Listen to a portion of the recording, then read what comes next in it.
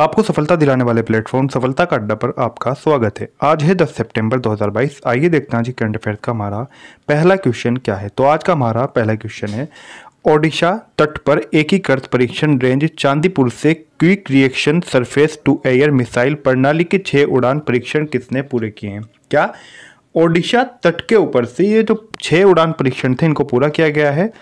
ओडिशा के अंदर जो तट है वहां से एकीकृत परीक्षण रेंज चांदीपुर से quick reaction surface to air missile यानी कि QRSM प्रणाली के 6 उड़ान परीक्षण किसने पूरे किए हैं। तो ये पूरे किए हैं DRDO ने। आपसे इस क्वेश्चन को ऐसे भी पूछा जा सकता है कि QRSM प्रणाली के 6 उड़ान परीक्षणों को कहाँ से पूरा किया गया है या फिर किस रेंज परीक्षण से पूरा किया गया है। तो चांदीपुर आपको याद रखना है, ओडिशा तट।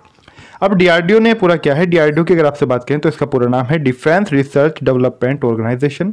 क्या डिफेंस रिसर्च डेवलपमेंट ऑर्गेनाइजेशन। इसकी स्थापना की बात करें तो 1958 में हुई थी और इसका मुख्यालय यानी कि DRDO का हेडक्वार्टर नई दिल्ली में है।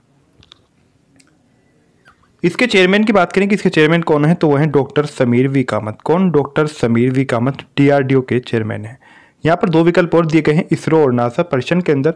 अब इनके बारे में भी जान लेते हैं क्योंकि ये भी परीक्षा के लिहाज से उपयोगी हैं।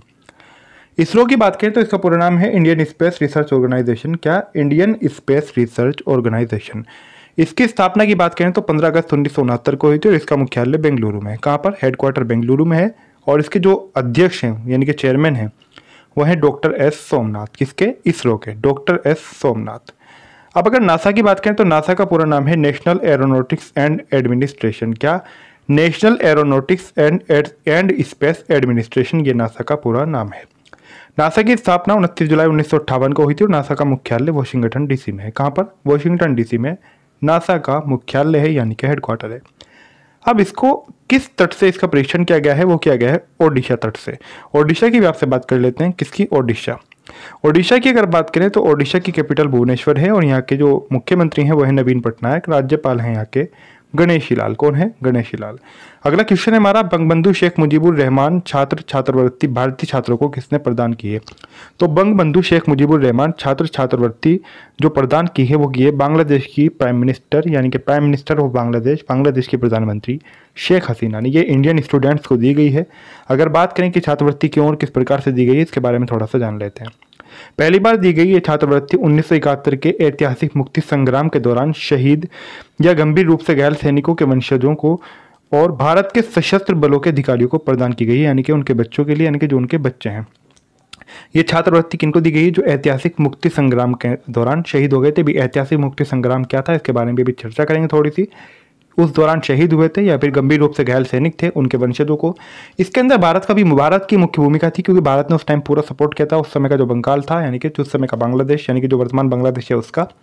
तो जो भारत के जो सशस्त्र बल हैं उनके अधिकारियों को प्रदान की गई है। कक्षा 10 के 100 और कक्षा 12 के 100 छात्रों को ये छात्रवृत्ति दी गई है। ऐतिहासिक मुक्ति संग्राम पाकिस्तान से बांग्लादेश को आज़ाद कराने वाला एक संग्राम था। इनकी मुख्य रूप से अगर हम लड़ाई की बात करें, क्योंकि अगर हम बात करें कि इंडिया किधर था, अगर हम बात करें यहाँ पर अगर आप देखें तो इधर यहाँ पर आप गुजरात को माने और इधर बांग्लादेश को, यहाँ पर हम ये पूर्वोत्तर भारत हो गया और ऊपर फिर आप ऐसे चले जाते हैं तो यहाँ पर हमने जल्दी में नक्शा बनाया, यहाँ पर केरल। तो इधर मुख्य रूप से बात करें इधर पाकिस्तान है। अब पाकिस्तान उस समय जब 1947 में विभाजित हुआ था 2 भागों में विभाजित था, पूर्वी पाकिस्तान, पूर्वी पाकिस्तान, पश्चिमी पाकिस्तान। तो जो बांग्लादेश का जो इलाका है ये भी उस समय पाकिस्तान में था। लेकिन इन दोनों के बीच में, हालांकि दोनों ही मुस्लिम कंट्री हैं, दोनों के बीच में जो लड़ाई थी वो थी भाषा को लेकर लड़ाई थी। यानी कि बांग्लादेश की जो भाषा है वो बांग्ला है, पाकिस्तान इनके ऊपर जबरन उर्दू को थोपना चाहता था। उर्दू जो है वो मुसलमानों की भाषा नहीं है, ये अलग चीज़ हो सकती है। मुसलमान मतलब उसको ज़्यादा जानते हैं, ये एक अलग मैटर हो सकता है। लेकिन यहाँ पर बहस नहीं इसकी क्योंकि उर्दू मुसलमानों की धार्मिक भाषा नहीं है। मेन बात ये आप यहाँ समझ सकते हैं, मुस्लिमों की धार्मिक भाषा नहीं है उर्दू। और अगर बात करें तो इसीलिए इनकी जो हर किसी को अपनी मातृभाषा से प्रेम होता है। इनकी बंगाली कैपिटल इनकी मातृभाषा थी और पाकिस्तान की वो उनकी थी उर्दू। तो वो उर्दू को इनके ऊपर जबरन थोपना चाहते थे और भी अन्य कई कारण थे। इसी कारण लगातार इनके ऊपर इनका शोषण होता गया और उस प्रकार से विरोध बढ़ा और भी अन्य कई कारण थे। तो इसी प्रकार पाकिस्तान से एक आज़ादी का यानी कि बांग्लादेश वाला जो हिस्सा है वो आज़ाद हो उसका संग्राम छिड़ा, यही ऐतिहासिक मुक्ति संग्राम कहा गया। इसके अंदर भारतीय सेना ने ही पूरी मदद की थी बांग्लादेश के उस समय लोगों की। उस समय इंदिरा गांधी ने यानी कि पाकिस्तान के 2 टुकड़े कर दिए थे। उस समय यानी कि भारत की प्रधानमंत्री इंदिरा गांधी थी। उस समय भारतीय सेना, भारतीय सरकार का इसके अंदर विशेष भूमिका मानी जाती है। अब यहाँ पर बांग्लादेश की बात करें तो बांग्लादेश की कैपिटल है ढाका, बांग्लादेश की प्रधानमंत्री हैं शेख हसीना, बांग्लादेश के राष्ट्रपति हैं अब्दुल हामिद और बांग्लादेश की करेंसी है टका। क्या है? टका यहाँ की करेंसी है। अगला क्वेश्चन है हमारा, संयुक्त राज्य अमेरिका ने 2022 में भारतीय छात्रों को कितना वीज़ा प्रदान किए हैं? तो संयुक्त राज्य अमेरिका यानी कि यूएसए ने 2022 में भारतीय छात्रों को कितने वीज़ा प्रदान किए हैं? तो सबसे ज़्यादा भारत के लोगों को ही अमेरिका ने वीज़ा दिए हैं, ये दिए हैं 82,000। कितने? 82,000। अगला क्वेश्चन है हमारा, लेकिन उससे पहले अमेरिका यानी कि यूएसए के बारे में जान लेते हैं। तो इसका पूरा नाम है यूनाइटेड स्टेट ऑफ अमेरिका। क्या? United state of America.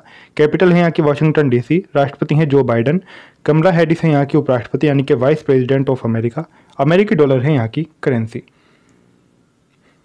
अगला क्वेश्चन है हमारा, बेंगलुरु में मंथन नामक 3 दिवसीय सम्मेलन का उद्घाटन किसने किया है? तो बेंगलुरु के अंदर मंथन नामक 3 दिवसीय सम्मेलन का उद्घाटन केंद्रीय परिवहन मंत्री नितिन गडकरी ने किया है। किसने? नितिन गडकरी ने। अगला क्वेश्चन है हमारा, इडबी ने एस जयबराज को कितने सालों के लिए डिप्टी एमडी के रूप में फिर से नियुक्त किया है, यानी कि इनका समय को बढ़ा दिया गया है? किसने? इडबी ने। इडबी के डिप्टी एमडी एस जयबराज, इनको फिर से यानी कि इनका कार्यकाल फिर से बढ़ा दिया गया है, तो इनको फिर से 3 सालों के लिए नियुक्त कर दिया गया है। इडबी की बात करें तो इसका पूरा नाम है industrial development bank of India. क्या? Industrial development bank of India. इसकी स्थापना 1 जुलाई 1964 को हुई थी और इसका मुख्यालय मुंबई में। कहाँ पर? मुख्यालय मुंबई में 1 जुलाई 1964 को इसकी स्थापना हुई थी। अगला क्वेश्चन है हमारा, नीला आसमान के लिए स्वच्छ हवा का अंतर्राष्ट्रीय दिवस कब मनाया जाता है? तो नीला आसमान के लिए स्वच्छ हवा का अंतर्राष्ट्रीय दिवस मनाया जाता है 7 सितंबर को। कब मनाया जाता है? 7 सितंबर को मनाया जाता है। इस बार की थीम की बात करें, क्योंकि थीम भी परीक्षाओं के अंदर पूछ ली जाती है, तो थीम है 2022 की इस बार की जो थीम है द एयर वी शेयर। क्या? द एयर वी शेयर, ये थीम है।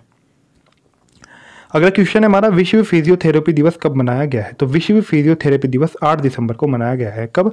8 सितंबर को विश्व फिजियोथेरेपी दिवस मनाया गया है। इस बार की अगर इस दिवस की थीम की बात करें तो वह है prevention and management of osteoarthritis. क्या? Prevention and management of osteoarthritis, ये इस बार की थीम है 2022 की। किसकी? विश्व फिजियोथेरेपी दिवस की।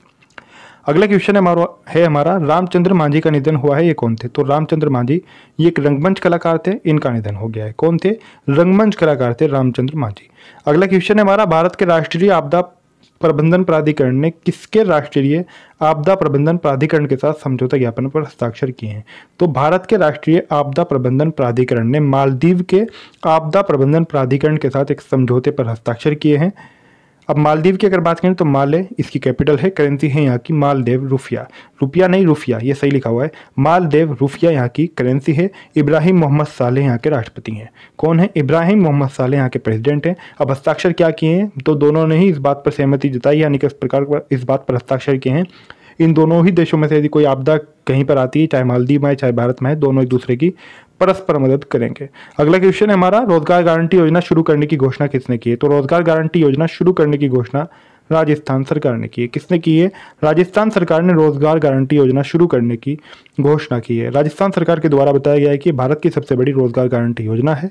राजस्थान की बात करें तो यहाँ की कैपिटल जयपुर है और यहाँ के जो मुख्यमंत्री हैं यानी कि चीफ मिनिस्टर ऑफ राजस्थान वो हैं अशोक गहलोत, और यहाँ के जो राज्यपाल हैं यानी कि गवर्नर हैं वह हैं कलराज मिश्र। कौन है?